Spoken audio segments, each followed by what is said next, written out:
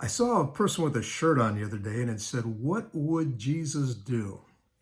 And I thought it was a little, kind of funny because it's like retro because everybody used to wear the bracelets, the WWJD on there. And I started thinking about it and thought, I'm going to go to the scriptures and just look up what would Jesus do? And in different situations, or how are we supposed to act like Jesus would act in different situations? I want to talk to you about that today in your morning cup of inspiration.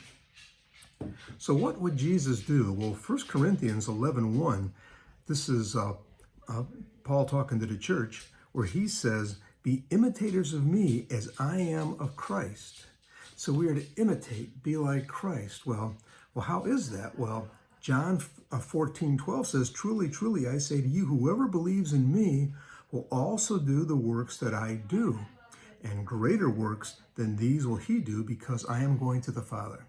So Christ is going to the Father, which he did. He gave us a connection to God at the cross. So we're able to take our needs to Jesus, or to God in Jesus' name. And just as Jesus performed miracles, God is opening the door that we're going to do things greater too. Now, it's not like we're going to lay hands on somebody, they're going to be healed. There's just other things that are happening that God is taking care of us in every way. But this is what Jesus would do. He was taking care of other people in every way. And we do the same thing. John 7:24 says, "Do not judge by appearances, but judge with right judgment."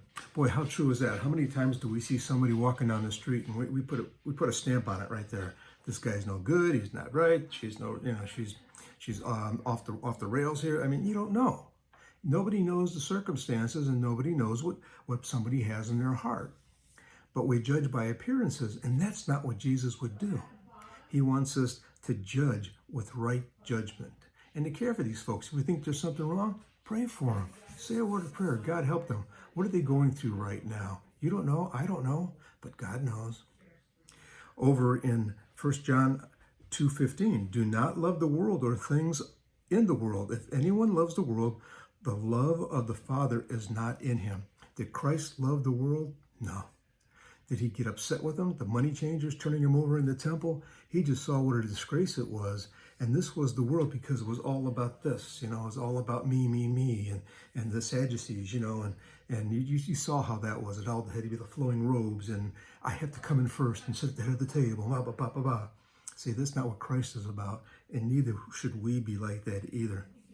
1 Corinthians 2:16, "For who has understood the mind of the Lord so as to instruct him? But we have the mind of Christ." See, if we have the mind of Christ, then I'm going to go back to where it says, judge with the right judgment. And we can do that because we can always go to God and say, "God, lead me into this. What decision do I make? How do I address this? How do I think about this?" And he will never fail you.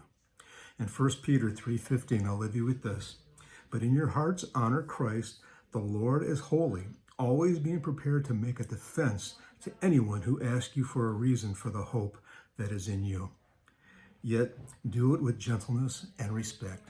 How many times have people asked you, "Why are you smiling? How can you be happy about this? How can you handle this? How are you handling this situation?" It's because we have Christ in our hearts and Christ in our lives. Share that. But like it says, with gentleness and respect. God bless you, everyone. I hope you will do what Jesus would do.